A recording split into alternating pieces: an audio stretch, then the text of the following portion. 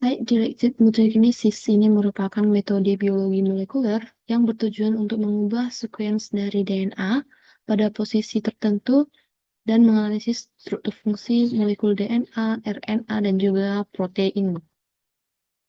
Tujuan dari SDM ini adalah memodifikasi sifat-sifat tanaman seperti peningkatan ketahanan terhadap hama ataupun penyakit, kemudian perbaikan nutrisi atau peningkatan hasil panen yang pada akhirnya nanti akan berkontribusi pada peningkatan ketersediaan pangan.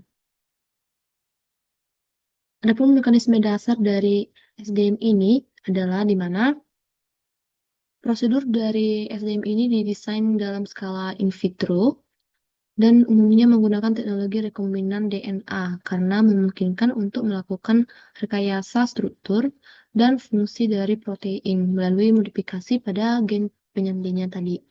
Kemudian teknologi rekombinan DNA ini merupakan teknik dari penggabungan dua molekul DNA berbeda, yaitu menggabungkan antara DNA yang dikehendaki dengan plasmid DNA, sehingga nanti akan menghasilkan atau memproduksi kombinan genetik yang baru. Untuk tahap awal dari SDM ini, dibutuhkan untuk melakukan teknik SDM ini adalah mendesain dan mensintesis pasang nukleotida atau primer DNA-nya. Kemudian primer tersebut harus mengandung yang namanya target nukleotida yang akan dimutasi dan dapat diamplifikasikan dalam untai ganda atau double-stranded DNA targetnya. Mutasi melalui SDM ini bisa dilakukan dengan satu atau beberapa poin mutasi.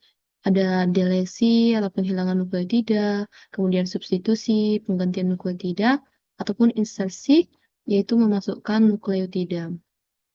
Gen hasil ini akan dimutasi, kemudian akan dimasukkan atau ditransformasi ke dalam host cell, seperti sel E. coli. Nanti yang selanjutnya akan dilakukan seleksi mutan dan konfirmasi melalui DNA sequence-nya. Adapun metode yang digunakan dalam teknik SDM ini, ada metode Kilima Site Directed dan ada metode Quick Change. Untuk yang pertama itu yaitu metode Kilima SDM, di mana metode ini lebih modern dan dikembangkan oleh New England Biolabs menggunakan polimerase kelima high fidelity DNA polymerase. Prinsipnya itu adalah dia akan menggunakan primer yang mengandung mutasi, tapi tidak harus komplementer penuh atau lebih fleksibel dibandingkan dengan quick change. Kemudian dia itu menggunakan primer desain berlawanan arah atau back-to-back orientation. Jadi nanti setelah dilakukan PCR, di mana PCR ini untuk menghasilkan fragmen linear dengan mutasi yang diinginkan, nanti produknya akan menjalani tahap ligation. Kemudian setelah itu hasilnya nanti akan berupa plasmid mutan yang siap ditransformasikan ke E. coli tadi. Nah, perbedaannya dengan yang quick change ini menggunakan desain primer yang saling tumpang tindih atau overlapping. Ini merupakan metode klasik ya, yang populer dari tahun 1990-an.